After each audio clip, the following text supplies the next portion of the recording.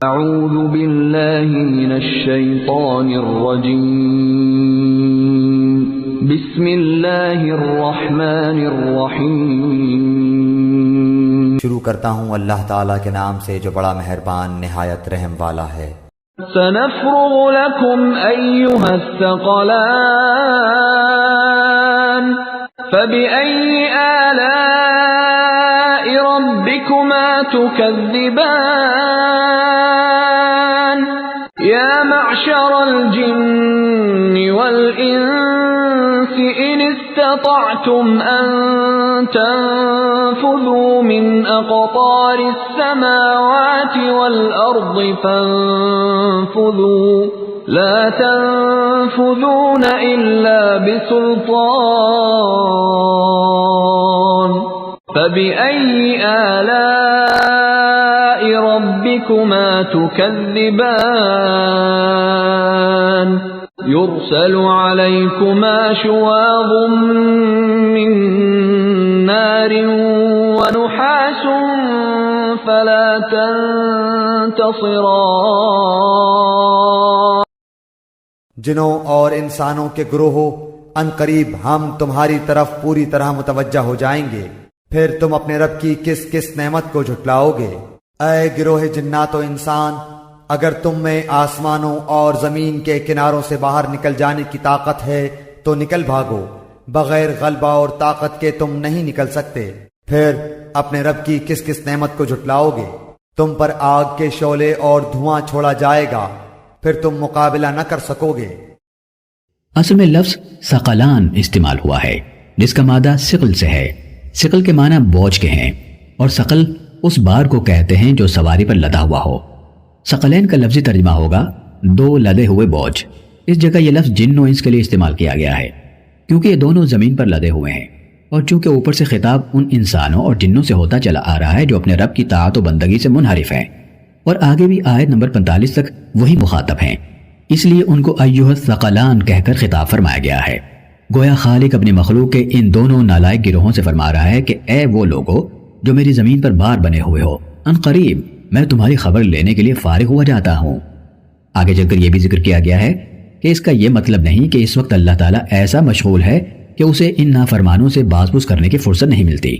بلکہ اس کا مطلب دراصل یہ ہے کہ اللہ تعالیٰ نے ایک خاص اوقات نامہ مقرر کر رکھا ہے جس کے مطابق وہ پہلے ایک معین مدت تک اس دنیا میں انسانوں اور جنوں کی نسلوں پر نسلیں پیدا کرتا رہے گا اور انہیں دنیا کی اس امتحان گاہ میں لا کر کام کرنے کا موقع دے گا۔ پھر ایک مخصوص ساعت میں امتحان کا یہ سلسلہ یک لخت بند کر دیا جائے گا اور تمام جن و انس جو اس وقت موجود ہوں گے بیک وقت ہلاک کر دیے جائیں گے۔ پھر ایک اور ساتھ نوع انسانی اور نوع جن دونوں سے بات پرس کرنے کے لیے اس کے ہاں طے شدہ ہے، جب ان کے اولین و آخرین کو از سر نو زندہ کر کے بیک وقت جمع کیا جائے گا۔ اس اوقات نامے کے لحاظ سے فرمایا گیا ہے کہ ابھی ہم پہلے دور کا کام کر رہے ہیں اور دوسرے دور کا وقت ابھی نہیں آیا ہے، کجا کہ تیسرے دور کا کام اس وقت شروع کر دیا جائے۔ مگر تم گھبراؤ نہیں، ان قریب وہ وقت آیا چاہتا ہے جب ہم تمہاری خبر لینے کے لیے فارغ ہو جائیں گے۔ یہ عدم فراغت اس معنی میں نہیں ہے کہ اللہ تعالیٰ کو ایک کام نے ایسا مشغول کر رکھا ہے کہ دوسرے کام کی فرصت وہ نہیں پا رہا، بلکہ اس کی نوعیت ایسی ہے جیسے ایک شخص نے مختلف کاموں کے لیے ایک ٹائم ٹیبل بنا رکھا ہو اور اس کی روح سے جس کام کا وقت ابھی نہیں آیا اس کے بارے میں وہ کہے کہ میں سر دست اس کے لیے فارغ نہیں ہوں۔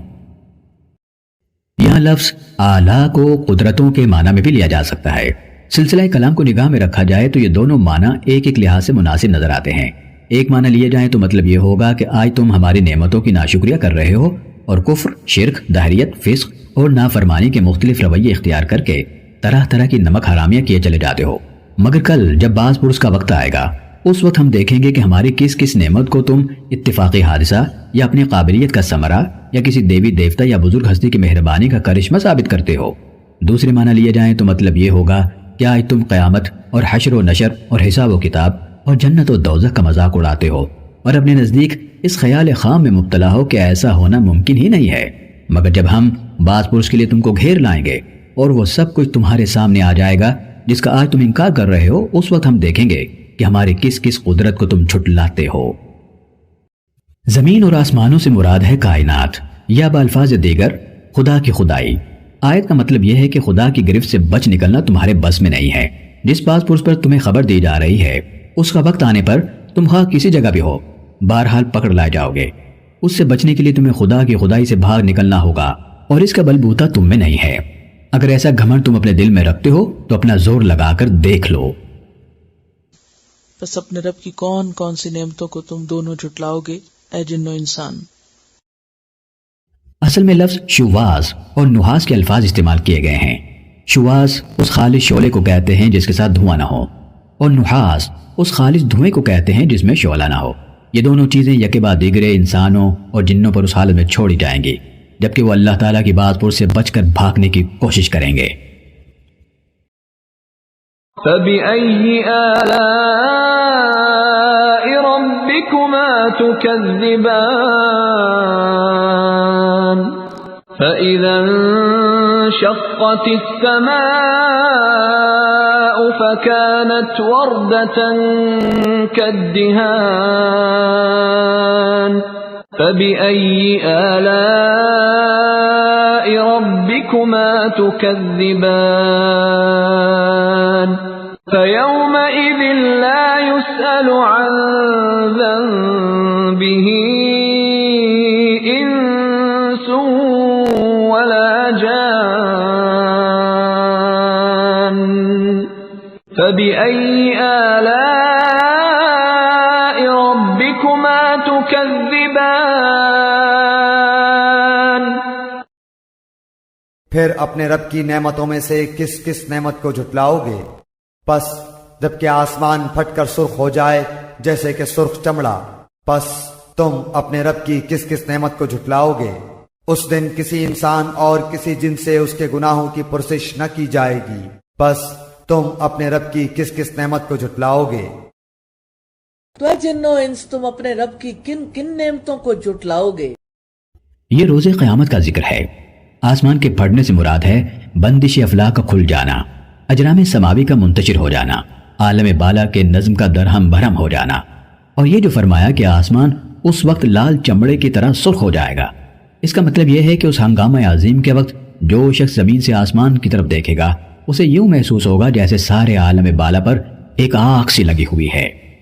یعنی آج تم قیامت کو ناممکن قرار دیتے ہو، جس کے معنی یہ ہے کہ تمہارے نزدیک اللہ تعالیٰ اس کے برپا کرنے پر قادر نہیں ہے،